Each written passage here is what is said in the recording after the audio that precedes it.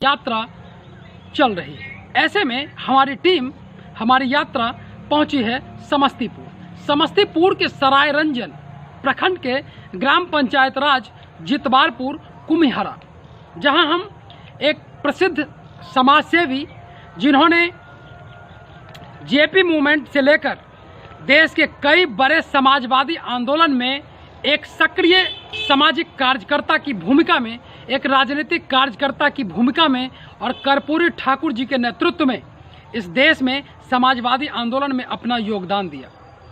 उम्र के 58 साल होने के बाद पिछले 35 सालों से अपनी सामाजिक दायित्व का निर्वहन करते हुए विगत 5 वर्षों से ग्राम पंचायत के मुखिया पद पर को सुशोभित कर रहे हैं और समथिंग बैक टू सोसाइटी करने के उद्देश्य से इन्होंने जिला की राजनीति को बहुत पहले ही छोड़कर चैरिटी बिगिन्स एट होम के तहत अपने पंचायत में आकर पंचायत के उन व्यक्ति के लिए समग्र विकास के उद्देश्य से राजनीति में आए।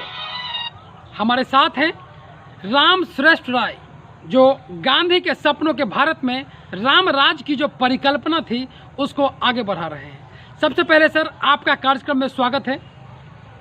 कि छोड़ दीजिए, जोर से धन्यवाद। आप हमें ये बताइए कि जब आप समाजवादी आंदोलन में थे तो अचानक उस समय में ऐसी कौन सी बात थी कि आप पढ़ाई के बाद राजनीतिक कार्यकर्ता की भूमिका में समाजवादी आंदोलन से जुड़े, और क्या उद्देश्य था, क्या सपने थे उन दिनों में जब आप अपने युवा अवस्था में थे और समाज के लिए कुछ करने का जज्बा था, कुछ कर गुजरने का जज्बा था, अपने लोगों को विकास पहुंचाने का जज्बा था? क्या सोच कर राजनीति में आए थे? हम लोगों ने महान समाजवादी नेता स्वर्गीय रामविलास मिश्र के नेतृत्व में, उनके सानिध्य में हम लोगों ने राजनीति शिक्षा दीक्षा ग्रहण किया। और उस समय में समाज में था जो कमज़ोर तबके के लोग थे, जो सामाजिक न्याय से तबके के लोग थे, अति पिछड़े लोग के थे, उनके साथ भेदभाव किया जाता था। और उस समय समाज में पढ़ाई लिखाई की व्यवस्था ऐसे वर्गों में बहुत कम थी। ऐसे लोगों को चेतना जगाने के लिए हम लोगों ने इसमें राजनीति में प्रवेश किया और भरसक प्रयास किया कि समाज के जो अंतिम पंक्ति के लोग हैं उनके भी बच्चे पढ़ लिख करके अच्छे बने, अच्छा से पढ़े लिखे, अच्छे कार्य करें। तो हम लोगों ने उन लोगों को जगाने का काम किया, शुरू से जगाने का काम किया। उनका जो पीड़ा था उसको दूर करने का काम किया हम लोगों ने, और संभवतः कुछ हल भी हुआ, कुछ बाकी भी है। तो हम लोग लगातार इस प्रयास में और इसी में हम लोग रम गए, लगातार हम लोग रम गए और इसी राजनीति में हम लोग मैंने फिर राजनीति में मन रम गया तो हम लोग आगे फिर दूसरे क्षेत्र में नहीं गए, राजनीति में ही रह गए। हम लोग राजनीति समाज सेवा से ही जुड़ गए हम लोग। माननीय मुख्यमंत्री नीतीश कुमार की महत्वाकांक्षी परियोजना 7 निश्चय, जिसमें जल नल, गली नली और विकास के कई ऐसे योजना थे जो माननीय मुख्यमंत्री जी ने 2016 में इस योजना को बड़े ही दूरदर्शिता के साथ लागू किया। कोरोना आने के बाद उस योजना में कुछ प्रभाव पड़ा, लेकिन उन प्रभाव को आप अपने अगले कार्यकाल में जो 7 निश्चय जैसी योजनाओं में थोड़ी बहुत कमी रह गई हो, चूंकि ये स्थिति तो पूरे बिहार की है, कोरोना आने के बाद सारे विकास कार्यक्रम लगभग प्रभावित हुए। ऐसे में माननीय मुख्यमंत्री नीतीश कुमार की योजना 7 निश्चय को आप अपने इस कार्यकाल में, अगले कार्यकाल में कैसे लागू करेंगे, कैसे आगे बढ़ाएंगे? माननीय मुख्यमंत्री जी की महत्वाकांक्षी योजना जो है 7 निश्चय योजना, उसमें घर घर जल नल योजना है और गली नाली योजना है। उसका जितवारपुर कुम्हिहरा में आप देखेंगे, घूमेंगे तो देखेंगे उसका 100% पालन किया गया। ग्राम पंचायत की ओर से ही सभी 13 वार्डों में बोरिंग का निर्माण किया गया और लोगों को शुद्ध 2-2.5 साल से शुद्ध जल मिलता है और पीते हैं लोग। दूसरा नंबर, छोटे छोटे बसावट जो है टोले हैं, वहाँ गली का, पक्की गली का भी निर्माण हम लोगों ने किया। अब कोरोना काल के कारण कुछ शेष रह गया गली का निर्माण, नाली का निर्माण, जो उधर कोरोना काल था और इधर फिर बरसात आ गया, जिसके कारण कि हम लोग उसको कर नहीं पाए। अगले ये जो मौका मिलेगा, फिर हमको जनता जब मौका देगी तो अगले जो कार्यकाल होगा उसमें गली, इस बार देखा कि जल जमाव काफ़ी हो गया बसावटों में, टोले में, सड़क पर, तो उसका हम लोग करेंगे। गली का मैंने नाली का हर जगह निर्माण करेंगे और उस समस्या का निजात हम लोग पाएंगे। और कुछ और भी है, लाइट वगैरह लगाना है, हर जगह रोशनी की व्यवस्था करनी है, उसके संबंध में भी हम लोग मैंने तैयार हैं कि आगे जो मौका मिलेगा तो हम लोग करेंगे। महात्मा गांधी को सच्ची श्रद्धांजलि देने के उद्देश्य से नरेगा, मनरेगा जैसी योजनाएं रोजगार गारंटी अधिनियम के तहत उन युवाओं बेरोजगारों के लिए बनाई गई, जिससे ग्रामीण स्तर पर रोजगार सृजन हो सके। कोरोना काल के आने के बाद उन योजना में किस तरीके से काफ़ी जो लोग प्रवासी मजदूर थे जिनकी घर वापसी हुई, वो कैसे उसको आगे बढ़ाएंगे इस कार्यकाल में?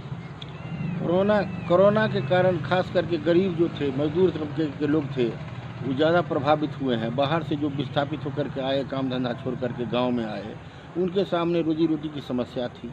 मनरेगा के तहत हम लोगों ने उनको कार्य देने का काम किया और संभवतः कुछ उनका जो मजबूरी था, उसकी जो समस्याएं थी, उसको दूर करने का काम किया और उनको रोज़गार हम लोगों ने देने का काम किया, चाहे महिला हो या पुरुष हो। किसी तरह का भेदभाव, महिला भी काम करती थी और पुरुष भी काम करते थे। उस अवधि में भी, कोरोना काल की कुछ अवधि में भी हम लोगों ने उनसे काम कराया किए लोग। जैसे पोखरा का जीर्णोद्धार का काम करना था, रोड का काम करना था, कहीं मिट्टी का काम, सार्वजनिक स्थानों पर मिट्टी का काम करना था। ऐसे ऐसे काम करके हम लोगों ने उन लोगों को रोजगार देने का काम किया है। आधी आबादी महिलाओं की है। बापू कहा करते थे कि ग्रामीण भारत में स्वरोजगार के अवसर तब आएंगे जब महिलाएं आत्मनिर्भर होंगी। ऐसे में उन महिलाओं के लिए लघु उद्योग, कुटीर उद्योग, ग्राम उद्योग को कैसे आगे बढ़ाएंगे?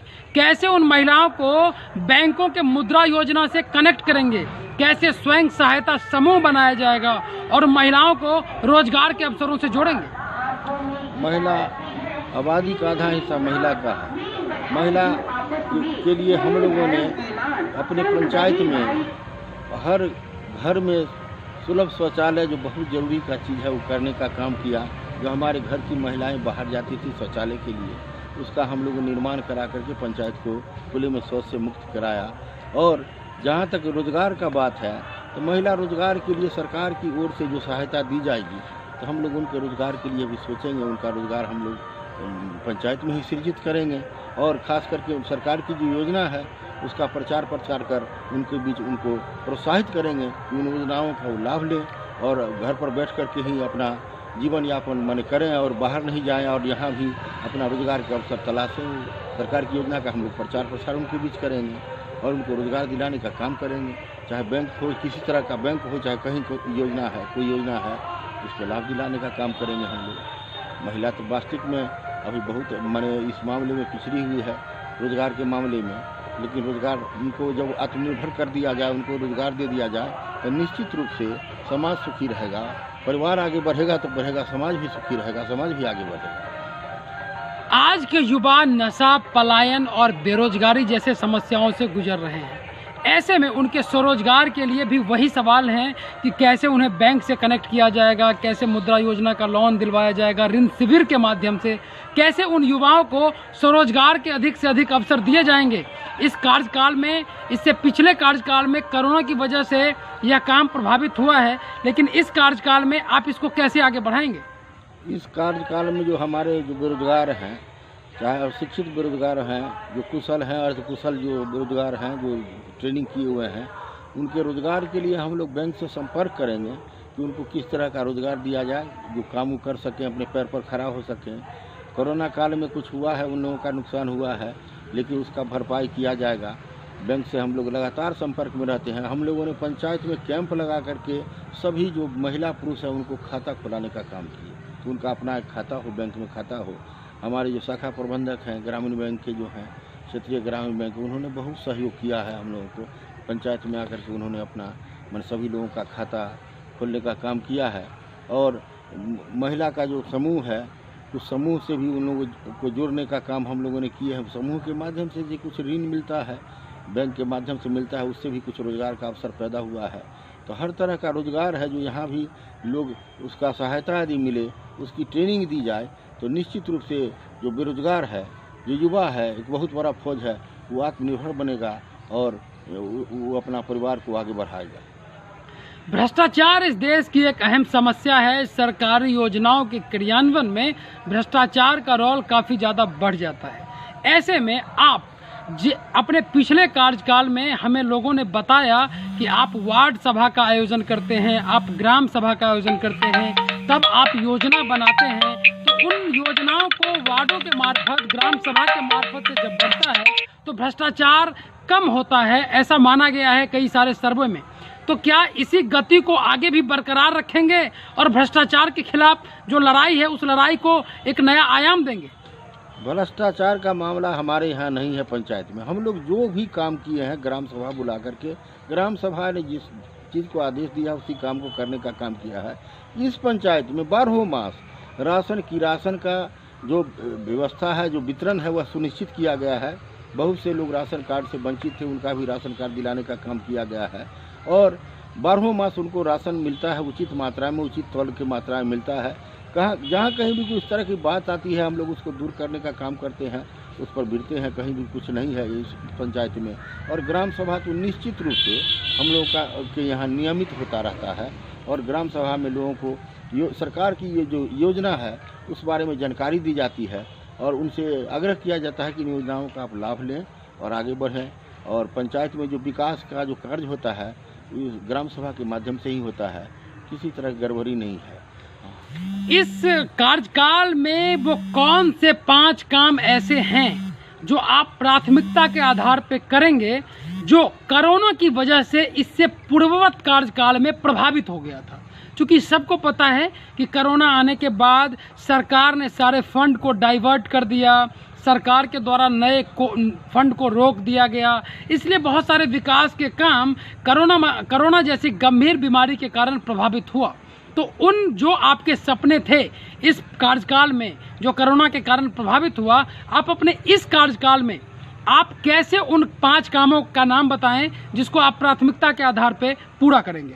कोरोना काल में बहुत समस्या आया, हम लोग कोशिश करेंगे। सबसे पहला चाहे स्वास्थ्य की समस्या, स्वास्थ्य की सुविधा इस पंचायत में नहीं है जी। एक जो बना भी स्वास्थ्य का केंद्र बना, वहाँ कोई है भी नहीं, कोई रहता भी नहीं है, सही ढंग से उसका संचालन नहीं होता, कोई डॉक्टर वगैरह आता नहीं है, यहाँ कोई डॉक्टर की प्रतिनियुक्ति भी नहीं है। हम लोग चाहेंगे कि उसको मजबूत किया जाए, उसको मजबूत किया जाए। यहाँ डॉक्टर भी आवे, समय समय जो लोगों का इलाज करें, उनको सुझाव दें, इस तरह की बात होगी। दूसरा नंबर, स्कूल में पठन पाठन की व्यवस्था भी अच्छी नहीं थी। हमारे यहाँ प्राथमिक विद्यालय जो पंचायत के अधीन आता है वहाँ भी शिक्षकों की बहुत कमी थी, कुछ शिक्षक हमारे यहाँ बर्खास्त कर दिए गए थे। उनमें से 4 शिक्षक का हम लोगों ने पुनः योगदान कराने का काम किया और इस अवधि में फिर 6 शिक्षिकाओं का हम लोगों ने नियोजन किया है, जिसका कि लाभ हमको इस पंचायत चुनाव के बाद विद्यालयों में होगा और विद्यालयों में देंगे। तो पठन पाठन की व्यवस्था भी सुदृढ़ हम लोग करेंगे, सारा बात है। और कुछ काम ऐसा है पंचायत में रह गया है जिसको कि करना है, जैसे कि हर जगह लाइट लगवाना है, हर जगह नाली बनवाना है, हर जगह जैसे स्कूल का जो कमरा है टूटा फूटा है, सामुदायिक भवन का कमरा टूटा फूटा है, जीर्ण हालत में है, तो उसको ठीक कराना है। इन सब सारों को बात होगा। कुछ सड़क भी है हमारे यहाँ, जो पगडंडी है उसको भी हम लोग पक्की सड़क में उसको परिवर्तित करने का काम करेंगे।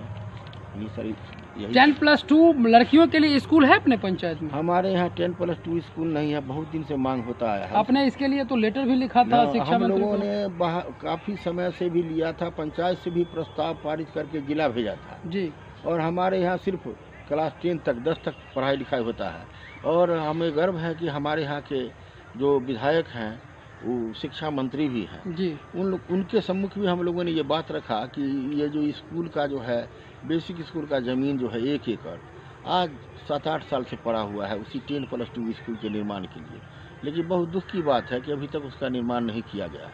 हम लोग बराबर इसके लिए याद दिलाते रहे अपने सांसद विधायक को कि आपकी ओर से भी इसमें पहल किया जाए, तो वो पहल नहीं हुआ। लेकिन अब ये हमको बुझाता है कि ये दूर हो जाएगा। कहा शिक्षा मंत्री हमारे विधायक जी हैं विजय कुमार चौधरी जी, और अच्छे लोग हैं, उनसे हम लोग संपर्क किए हैं कि आप माने जैसे इसको देखिए, आपका घर है, स्कूल है, और यहाँ हमारे यहाँ बच्ची की पढ़ने का कोई व्यवस्था है नहीं, 5 किलोमीटर जाना होता है और बहुत दिक्कत है। इसके लिए 10+2 हो जाएगा तो कम से कम इंटर तो हमारे यहाँ के घर की बच्चियाँ कर लेगी। युवाओं के लिए खेल के लिए कुछ मैदान वगैरह का जिक्र भी मीडिया में आपने कुछ दिन पहले किया था, आपने मांग किया था युवा एवं खेल मंत्रालय से कि यहाँ पे कुछ युवाओं के लिए खेल के लिए मैदान बनाया जाए।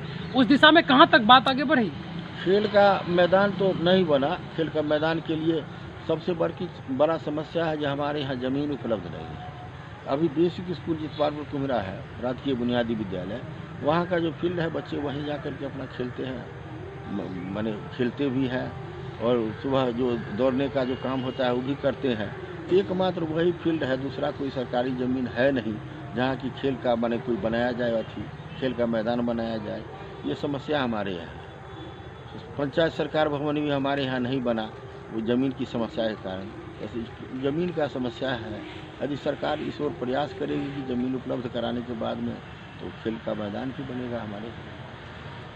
ये हैं राम श्रेष्ठ राय जी, जो अपनी उत्कृष्ट काम को लेकर पंचायत को आदर्श पंचायत बनाने का सपना लेकर 58 साल की उम्र में भी युवा सोच के साथ उन युवाओं के लिए काम करना चाहते हैं जो बेरोजगारी और पलायन की वजह से अपने प्रदेश में आकर यहाँ विकास की नई रफ्तार को बनाना चाहते हैं।